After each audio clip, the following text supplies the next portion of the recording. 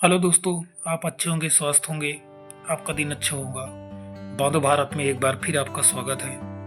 आज मैं बताने वाला हूँ कि महाकुंभ में कई तरह के साधु महात्मा पहुंचे हुए हैं। अघोरी, नागा साधु, नागा सन्यासी। आज मैं बताने वाला हूँ अघोरियों के बारे में। महाकुंभ में अघोरी एवं नागा साधु दोनों का जमावड़ा आपको देखने के लिए जरूर मिलेगा। ऐसे में 3 कठिन परीक्षाओं के बारे में मैं बताऊंगा, जिससे अघोरी बनने का कितना कठिन रास्ता है। हिंदू धर्म में अघोरी साधुओं को नागा साधुओं से भी बेहद खतरनाक माना जाता है। अघोरी साधु जीवन और मृत्यु के बंधनों से शमशान भूमि में अपनी धुनी रमाए तप में लीन रहते हैं। माना जाता है कि अघोरी साधु तंत्र साधना भी करते हैं। एक अघोरी बनने की प्रक्रिया को बेहद कठिन माना जाता है। एक अघोरी जो इतना कठिन तपस्या से गुजरता हो, वो इस दौरान अघोरी साधु बनने की लालसा वाले व्यक्ति को 3 कठिन परीक्षाओं से गुजरना पड़ता है। अंतिम परीक्षा में तो जान तक को दांव में लगाना पड़ जाता है।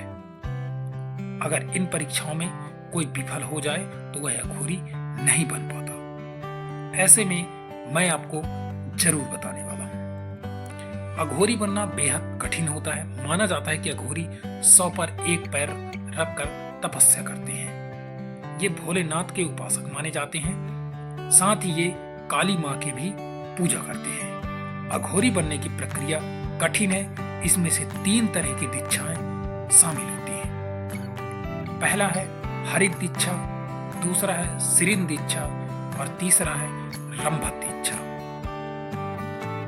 पहला है हरित दीक्षा। हरित दीक्षा में ही अघोरी अपने शिष्य को गुरु मंत्र देता है। यह मंत्र शिष्य के लिए काफी महत्वपूर्ण होता है। शिष्य को इस मंत्र का जाप नियमित रूप से करना होता है। इस जाप से शिष्य के मन मस्तिष्क में एकाग्रता बनती है और वह आध्यात्मिक ऊर्जा हासिल करता है। दूसरा है सिरिन दीक्षा। सिरिन दीक्षा में सीखने वाले शिष्य को कई प्रकार के तंत्र साधना सिखाई जाती है।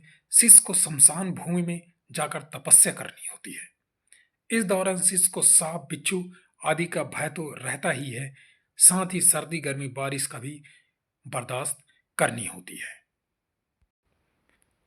अगला है रंभत दीक्षा।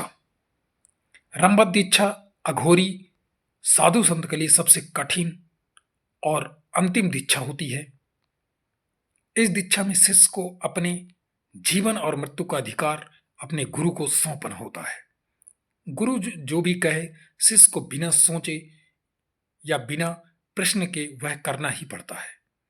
कहा जाता है कि इस दीक्षा में गुरु अपने शिष्य के अंदर भरे अहंकार को बाहर निकलवा देता है। इस दौरान अगर गुरु कहे कि अपने गर्दन पर चाकू रखना है, तो शिष्य को बिना कोई सवाल के करना पड़ता है। इसलिए इस दीक्षा को बेहद कठिन माना जाता है। यही कारण है कि इन्हें अपने जिंदगी या मौत का कोई भय नहीं रहता है। अघोरी अपने गुरु को इसका अधिकार दे देते हैं। जय हिंद दोस्तों, जय भारत। बांधो भारत में आपका पुनः दोबारा वीडियो में स्वागत होगा।